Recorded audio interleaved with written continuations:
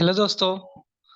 Exploring education आपका स्वागत करता है डेली हिंदी न्यूज़पेपर की करंट अफेयर्स की सीरीज में। आज की सीरीज में हम बात करेंगे 2 मई के हिंदी न्यूज़पेपर से आपके लिए क्या क्या इंपॉर्टेंट करंट अफेयर्स के क्वेश्चन बन सकते हैं। तो देर न करते हुए शुरुआत करते हैं हम पहले क्वेश्चन के साथ। पहला क्वेश्चन कह रहा है, Bangalore based institute of astrophysics film the passing of moon in front of this brightest star. एक ब्राइटेस्ट स्टार है, चमकीला तारा है। इस ये चमकीला तारा के सामने से पास हुआ है मून। मून जो अर्थ की एक नेचुरल सैटेलाइट है जिसका नाम है मून। मून की स्टडी को क्या कहते हैं? सेलिनोलॉजी कहते हैं। ठीक है, मून की स्टडी को क्या कहते हैं? सेलिनोलॉजी कहते हैं। और मून जो है पृथ्वी का 1/4 है। मून का मास पृथ्वी का 1/4 है। और अगर हम ग्रेविटी की बात करें तो 1/6 है, यानी कि अगर आपका यहाँ पर वेट 60 केजी है तो मून पर जाने पर आपका जो वेट होगा वो 6 केजी रह जाएगा। सॉरी, 10 केजी रह जाएगा, 6 गुना कम हो जाएगा वहां पर जाने का आपका वेट। तो मून अभी पास हुआ है इस एक ब्राइटेस्ट स्टार से। और उस ब्राइटेस्ट स्टार अगर हम बात करें, जो पहला ऑप्शन है सीरियस, सीरियस जो स्टार है वो हमारे सोलर सिस्टम का सबसे जो हमारे यूनिवर्स का सबसे जो चमकीला तारा है उसका नाम सीरियस है, साइरस है। पोल स्टार जो हमेशा फिक्स रहता है नॉर्थ डायरेक्शन में, ज्ञानीमेड जो जुपिटर की सबसे बड़ी सैटेलाइट है। और इस क्वेश्चन का जो सही आंसर है वो है एंटेयर्स। एंटेयर्स नाम का एक ब्राइटेस्ट स्टार है जो जिसके सामने से पास हुआ है मून। तो एंटेयर्स इसका सही आंसर हो जाएगा। एंटेयर्स is the correct answer of this question. Exam में, आने वाले एग्जाम में आपसे पूछ सकते हैं कि एंटेयर्स किस कॉन्स्टिलेशन का हिस्सा है। तो स्कॉर्पियस नाम की कॉन्स्टिलेशन का हिस्सा है आपका एंटेयर्स।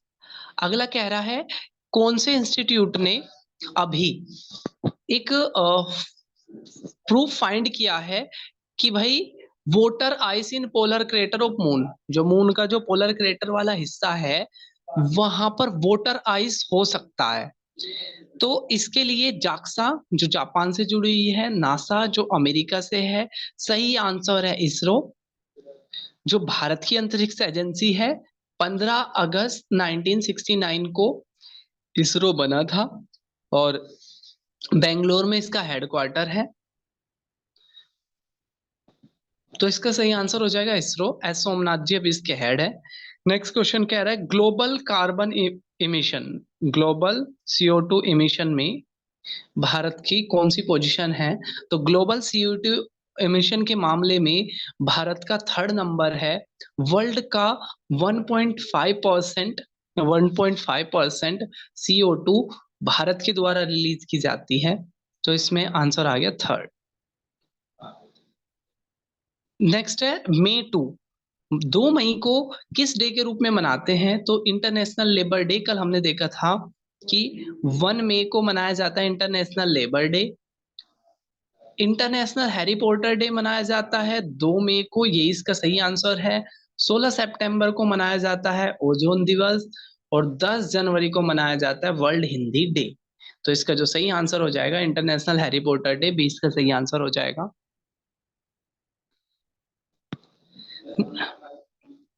नेक्स्ट अगर हम क्वेश्चन की बात करें, अपने वाइस चीफ कौन बने हैं नए? कल ही हमने पढ़ा था कि हमारी नेवी के नए चीफ बने हैं जिनका नाम है दीपक के त्रिपाठी। एस हरि कुमार जिनका अभी टेन्योर पूरा हो गया था, उनके बाद दीपक के त्रिपाठी हमारे नेवी के हेड बने हैं। क्वेश्चन पूछा वाइस चीफ कौन बने हैं? तो कृष्णा स्वामीनाथन, कृष्णा स्वामीनाथन अभी नए वाइस चीफ बने हैं अपने नेवी के। नेक्स्ट अगर हम बात करें पोल ओस्टर, पोल ओस्टर जो एक नोबलिस्ट है किस देश के, जिनकी 77 ईयर की एज में अभी डेथ हो गई है। तो पोल ओस्टर बिलोंग करते थे यूएसए से, यूएसए से बिलोंग करते थे पोल ओस्टर, जिनकी हाल ही में अभी क्या हो गई है? डेथ हो गई है। नेक्स्ट है हु एशियन हु वोन एशियन कैरम क्राउन्स, जैसे कि अभी अब आपको पता होगा मालदीव के अंदर एशिया की कैरम बोर्ड की चैंपियनशिप हो रही थी, जिसका मेल और फीमेल का दोनों का टाइटल इंडिया ने जीत लिया है। तो वहां पर ना एक उसका ना क्राउन का, यानी कि जो टॉप खिलाड़ी रहे मेल में भी फीमेल में भी, तो रश्मि आपकी वुमेन के अंदर और गुरफान मेल के अंदर क्या रहे हैं, टॉप पर रहे हैं। तो इन्होंने ही क्या रहे, एशियन कैरम क्राउन जीता है। नेक्स्ट अगर हम क्वेश्चन की तरफ बढ़ते हैं, क्वेश्चन नंबर 8। उसके अलावा 8 नहीं है, हमें देखना है कुछ एडिशनल फैक्ट। विभूति फॉल, विभूति फॉल कहाँ पर है, कर्नाटका के अंदर पड़ता है विभूति फॉल। तो ये था हमारा 2 मई का हिंदी न्यूज़पेपर के करंट अफेयर्स के क्वेश्चंस। आपको सीरीज कैसी लग रही है कमेंट बॉक्स में जरूर बताना। फिर मिलेंगे एक नई वीडियो में, तब तक के लिए टेक केयर, जय हिंद, जय भारत।